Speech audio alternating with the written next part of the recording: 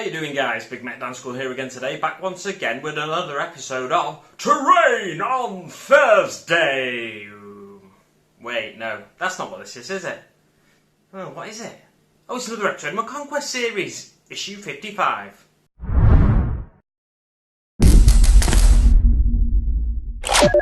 So, Warhammer 40,000 Conquest magazine issue 55. What do we get this week? Well, you may have guessed from the intro that we get some terrain, which I really love. Blah, blah, blah. You know it by now. If you watched any of my videos in the past where there's been terrain, you know I love terrain. We get the Alkamag Pipes in this issue. Now, this is half of a set from Games Workshop, and the set itself costs £30. We're getting half of it for £7.99, so obviously 30 divided by 2 is 15. So we're saving £7 and a penny there. So it's almost 50% saving, not quite, it's about 45% saving, something like that. It's a good saving, and I'd encourage anybody to go out and buy this magazine if they need more terrain for the battlefield. It's a nice little bit of terrain, line of sight blocking, as it says further into the issue. But what else do we get in this week's issue? On the front cover, we've got the Alkamag Pipes it talks about, and then the Xenos threat, Orks, and then demonic incursions. On to the first page. So the first page is, we jumped into the deep end with the Orcs. It talks about for thousands of years the Orcs have proven to be one of the most prolific and deadly threats to humanity. They have launched countless wars against the Imperium. They don't call them wars though, they call them wars. Well, a war is a gathering of Orcs for a big fight, basically. A gathering of Orcs under one Warbus or one leader. And then on the next page it talks about Orc clans. Goths, first of all, they're big brutish Orcs, and they believe more than any other Orc, not that other Orcs don't believe this, but they believe that might is right, and they love getting up close and personal and into close combat, and they think they're the biggest and toughest of the Orcs, but you know, others would disagree. Then on to the Bad Moons. Bad Moons are show-offs, really. The big, you know, the money bags. Orcs don't use any kind of money in the traditional sense of coins and currency. Their currency effectively is teeth.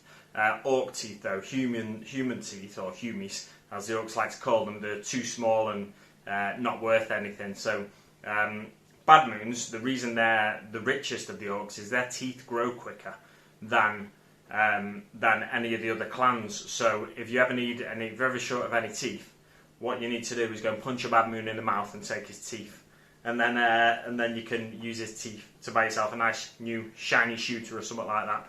And then the best of all clans, Death Skulls. Death Skulls are the best because, now why would you need teeth, or teeth? Why would you need them when you can just rob what you need to? You can loot it from another race or another Orc to then make what you need, or sell it to mech to make some more teeth for yourself, and then you can go buy a nice shiny shooter or a nice cranial upgrade from a Mad Doc or something like that. And then on to the Evil Sons.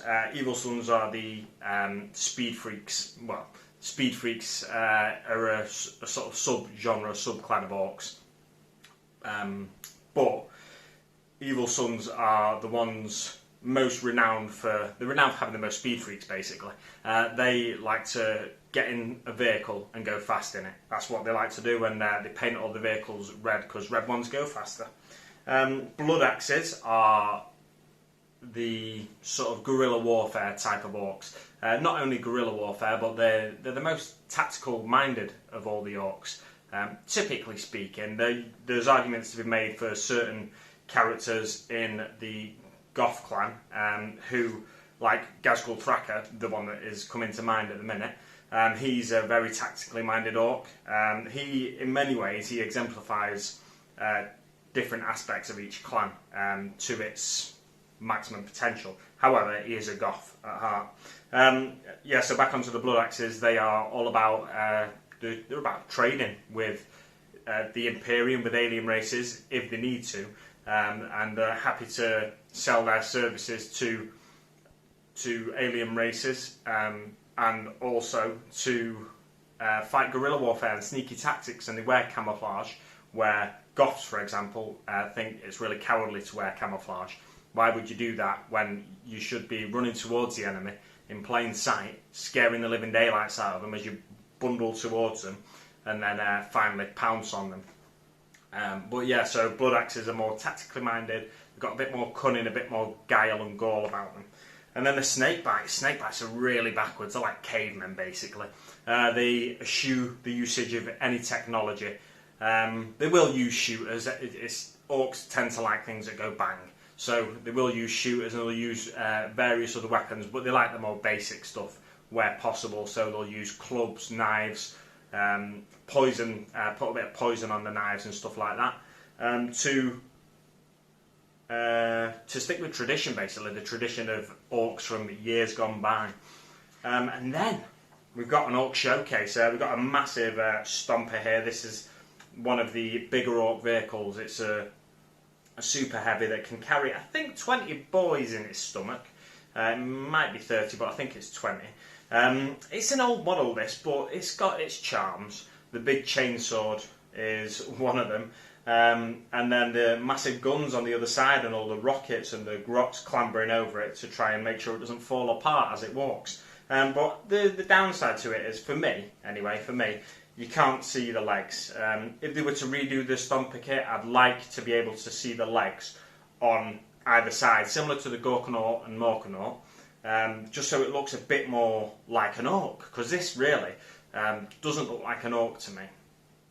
Its head is on top of its shoulders, as opposed to an Orc's head is sort of down in front of its shoulders, almost like, ooh. And then the legs don't come out to the side. I like the legs that sort of make the Orc look like it's squatting down and its bum sticking out, that kind of thing. So the Gorkanaut and Morkanaut looks a bit better for me in terms of the legs, although they are a little bit puny, you could argue, on the Gorkanaut and Morkanaut. But yeah, if they were to redo the Stomper kit, I wouldn't like this sort of traffic cone or skirt design that it's got now.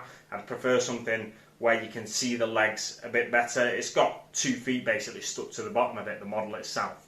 And you can barely see the feet, although they are massive, cool-looking feet. Because you can barely see them, I think it kind of it takes something away from the model myself.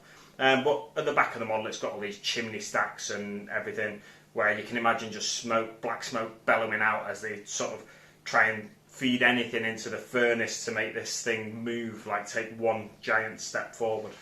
Yeah, so that's the Orc Stomper. I never thought I could talk about the Stomper for that long, frankly. But on to the next page, we've got more showcases. We've got Warbus here in the top left.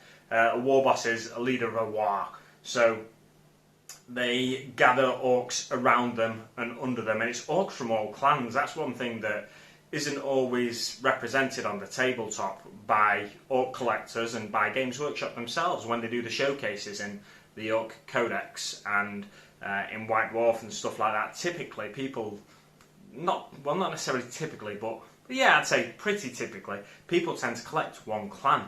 Whereas a war actually is made up of multiple clans that people, outsiders, non-Orc collectors, won't realise that, because most of the time when you collect an army, you collect, say if you're a Space Marine player and you collect Imperial Fists, then you've got all Imperial Fists typically. Or if you're an Ultramarine player, you'd mainly just be Ultramarines. You might have a few other things thrown in there, but a unified force looks really good on the tabletop. I understand why people would just collect one clan, but for me, to be a true Orc war boss master, you need multiple clans in your war. So you should have multiple clans represented on the tabletop, in terms of colour at least, if nothing else. And there's a Death Dread here as well. It's basically an Orc version of a Dreadnought, but the Orc inside isn't being kept alive by the machine. He's just kind of wired in there. Somebody's grabbed him, shoved him in there, wired him in, and he's like, he's going, he thinks it's, he could potentially pay a Big Mac to put him in there, or a Mad Doc, but they're sort of wired in there basically, and they're stomping around. I think they're wired in there and just sealed in there. I could be wrong there though. If you know better than me, just don't forget to say in the comments below. And then we've got a Knob with a chopper and slugger. A Knob is basically, nob is in Orc culture is short for nobility. So basically, they're higher ups, higher than the boys. They're bigger and tougher than the boys. And the next model is a Flashgates Captain. Flashgates are more often than not freebooters. Now, freebooters are another subculture of Orcs. So they're not really a clan. They're made up of Orcs exiled from other clans, or Orcs that want to go on a massive adventure across the universe. There's a lot of bad moons in the Flashgates, because when... sorry, I say in the Flashgates, in the freebooters, because when a bad moon gets too flashy, makes his gun too big, too loud, he gets kicked out of his clan by the other lads, because he's just becoming that obnoxious. Then he might go on to become a freebooter after that and sail the stars in a massive space hulk to try and find some glory for himself and some war for himself. And the next model is a mech with a custom Mega Slugger. It's a nice model. It's one of the newer models. Well, I say one of the newer models. It's a few years old now. It's probably about 4 years old now, I'd say. Maybe 2014, 15, 16, something like that model was released. Actually, thinking about it, all these three models here, the Flashgate Captain, the mech with chopper and Mega Slugger, custom Mega Slugger, and the Mega Nob with the kill source here as well, they all came out in the same Orc release about 3-4 years ago, I think it was, possibly 5 years ago there. And since then, there's been a couple of like minor tweaks to kits here and there, like the Dakka Jet got an extra sprue, and you could build a mech flown Dakka Jet, a Wasp-Bomb Blaster Jet. But since then, the only models Orcs have had are two at the bottom here, and some other variants of these buggy type models. So we've got the Deathkiller War Trike, which is like basically a war boss on a bike or on a trike, and he's getting ferried around by this knob in front with the two shotguns. Looks really cool. And then the Bad Moon's Shock Jump Dragster here. You can paint it in any clan colours you want, of course. If you're a Death Skull, you can have Death Skull Shock Jump Dragster. And then there was, I think, 4 other variants of these buggies, 3 or 4, I can't remember. And yeah, they're nice models, but one thing people didn't like that much about some of the buggy models is there's less scope for customization with these buggies without having to do some surgery on the models yourself. So the Mega Nobs and the Flashgates, they were still quite customizable.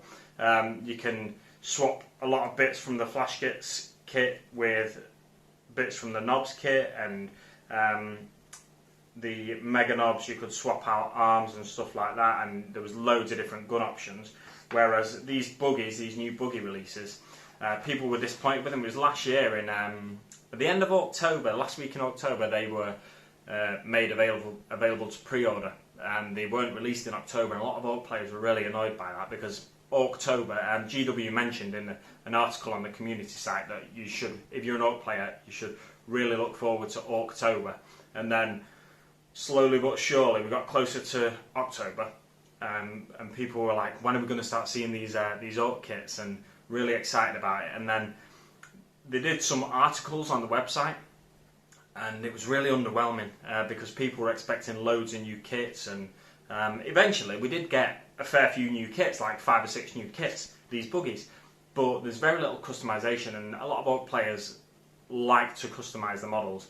Now, like I said, you can go in there and hack these models apart, take the wheels off one, stick them on another. There's various things you can do, but if you're not the type of player that likes to mess around with kits like that, then it can be quite disappointing that all of your shock jump dragsters have got to look the same.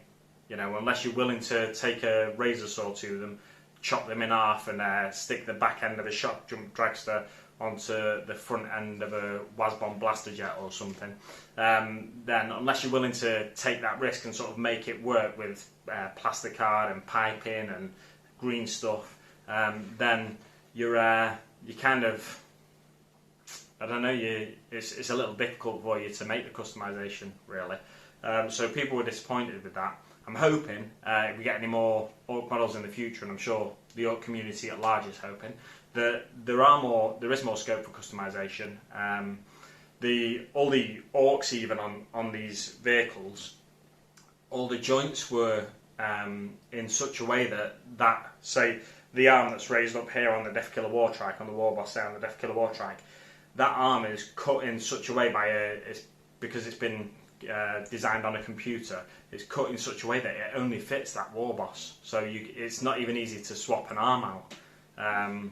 Which, for me, the Orc Boys kit, as old as it is, it's ideal for Orc players because it's got like a nice flat arm, so you can swap an arm out and take an arm off a looter or a burner or something like that, and you can easily swap torsos, arms, legs between all the various older kits of the Orcs. And I'd like them to reintroduce that into any future kits that they produce for Orcs. You don't always get what you want. You know, these new kits look amazing. That's one thing to be said about them. The new buggies look amazing, but they look really orky. But there's less scope for customization, which a lot of people were disappointed with. Anyway, that's enough about Orcs, isn't it? Enough about filthy Xenos. Let's talk about some of the Emperor's finest. Space Marines Imperial Fists Successor chapters. Absolutely brilliant. Not only do I collect Orcs, I collect Imperial Fists, right? So, the Space Marine models I'm getting with Conquest throughout the Conquest run, I'm painting up as Imperial Fists. I've started painting some. I say that every now and again, but I have actually managed to paint 7 Imperial Fists, almost to completion. They're not far off now, so I'm painting them in order that they were released in the magazine. So I've done 3 Intercessors. That's the normal guys, isn't it, I think? 3 Intercessors, 3 Reavers, and Lieutenant Calcius. However, changing his name, because he's an Imperial Fist, I got the name suggestion, Gideon, from a friend last night. So I'm going to go with that, Lieutenant Gideon. I like that. That's enough about my Imperial Fists. You'll see them soon on the channel, I hope. I'll do some short showcases, talk you through the really simple paint job I've gone for using contrast paints. And we'll go from there, you know. You can thumbs up those videos, just like I'm sure you'll thumbs up this one for me.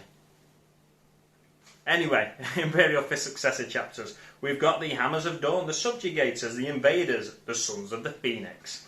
There was one that I wanted to touch on here. I think it was the Subjugators. The Subjugators are particularly zealous in their defence of the Imperium. They are well known for using extreme methods of warfare. On several occasions they have liberated a conquered Imperial world at the cost of its entire population. While the Subjugators' methods are costly, they are also very effective.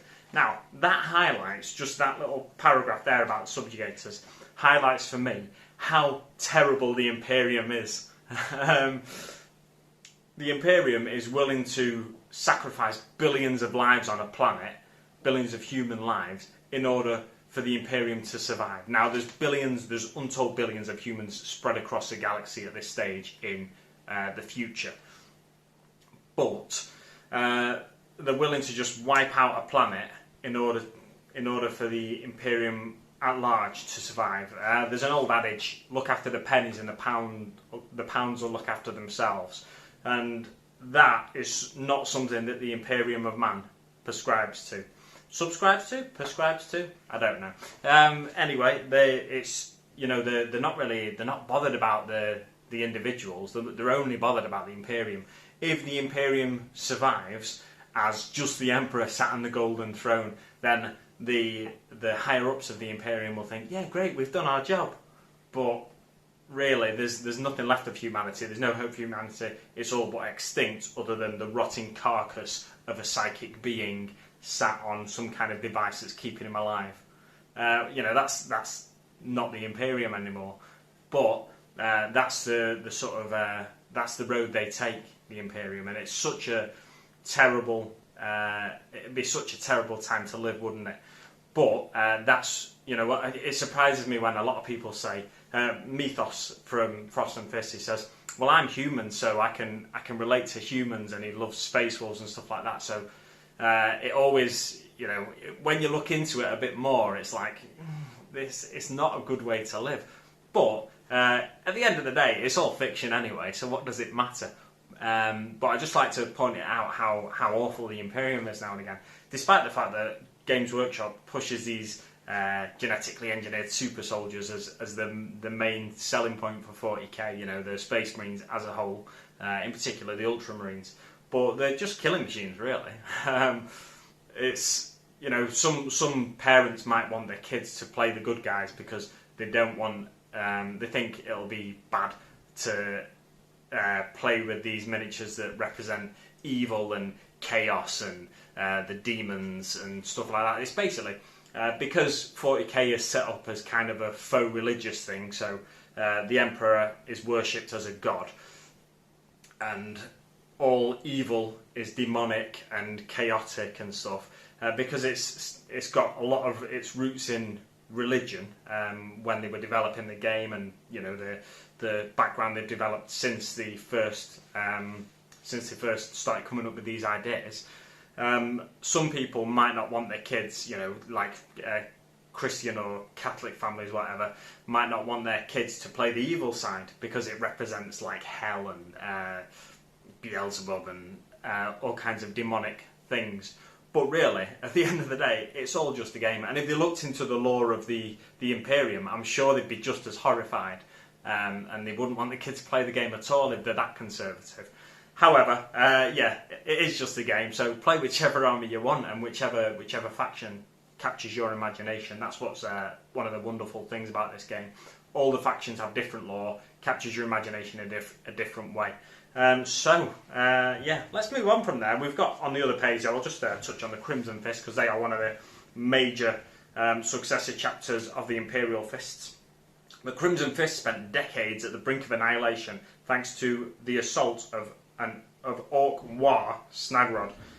The chapter managed to hold on to its home world of Rindsworld thanks to their determination and strategic excellence. They have since been reinforced with new Primaris Space Marines. So if you're an Imperial Fist collector, if you're a Crimson Fist collector, now's the time to be buying up these Primaris Space Marines because finally you've been reinforced.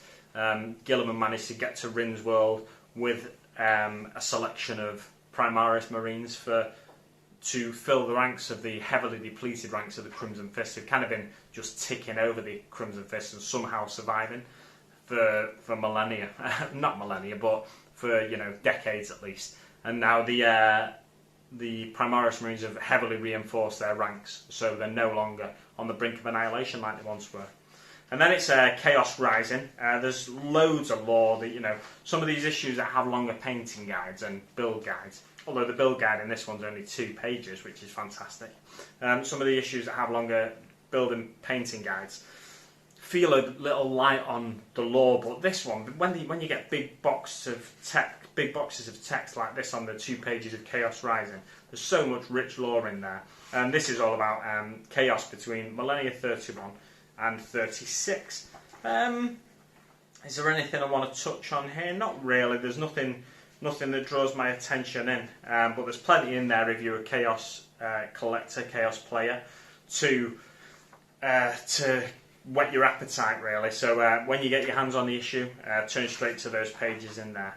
Then it's the How to Build Alkamag Pipes. It's a nice picture of the completed pipes on the first page, and the second page is the build guide. There we go, nice and simple. And then it's the How to Paint Alkamag Pipes as well. We've got 1, 2...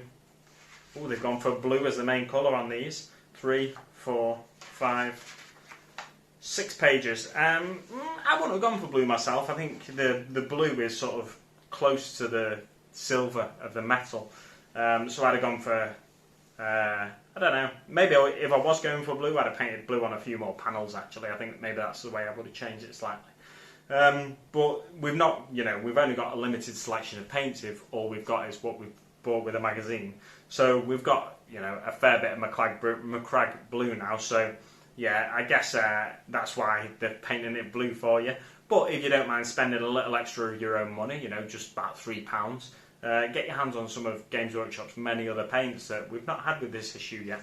Some of the yellows maybe, to make it look like it is on the next page. These Alkamag Pipes, this rules section here explains the Alkamag Pipes to you. There's a vent hatch that comes in this issue as well, and it shows you where to put that on the battlefield. The Alkamag Pipes should be placed onto the battlefield mat in the position shown above. The correct location is marked on one side of the play mat. as it always is, or always has been so far. And then there's new terrain rules. It talks about cover for terrain and how infantry models don't benefit from cover from this set of Alkamag Pipes, but the Blight Hauler, for example, and other vehicles will benefit from cover so long as they are at least 50% obscured by the terrain. And then on the next page, a poisoned city. Kalon's Alkamag Pipes line the docks, pumping gouts of black smoke into the sky and depositing toxic slime into the waterways that run through the city.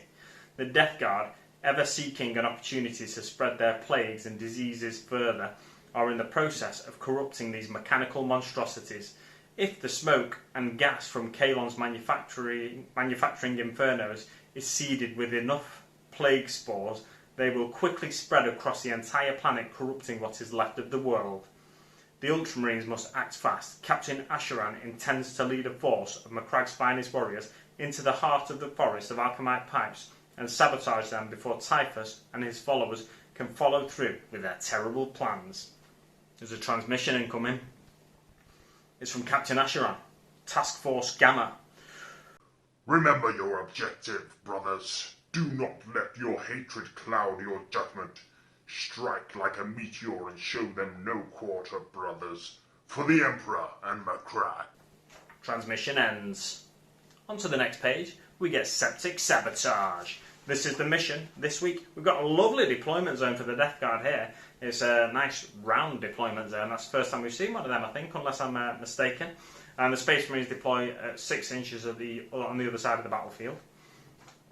Space Marine units can sabotage the pipes if they are within 3 inches of them at the end of a turn. A unit can sabotage the pipes once per game. Also, each unit gets 1 chance to sabotage the pipes, basically. So you kind of have to, in order to sabotage the pipes, most reliably, you kind of have to get all your units up to the pipes in the Death Guard deployment zone there. A unit can sabotage the pipes once per game. Track the number of sabotages. At the game's end, the Space Marine player rolls a d6 and adds this number to the result. On a 7+, the pipes are destroyed. Right, so basically, if you can sabotage the pipes with all 6 units of Space Marines, then you're guaranteed that the pipes have been sabotaged, so it's definitely beneficial to get all your units, or the vast majority of units, up to those pipes if you can, and try and sabotage them. The armies, so we've got Death Guard with 3 command points here. There's a slight misprint here. It says units of 5 Plague Marines. Now I thought the Death Guard only had 4 units here. I thought the Death Guard had 12 Poxwalkers, Lord Felthiers, 10 Cultists and a Malignant Plague Caster. I thought that's only 23 models for the Death Guard. And then the Space Marines have got like 20 models. So I was quite surprised by that, because normally the Space Marines are heavily outnumbered.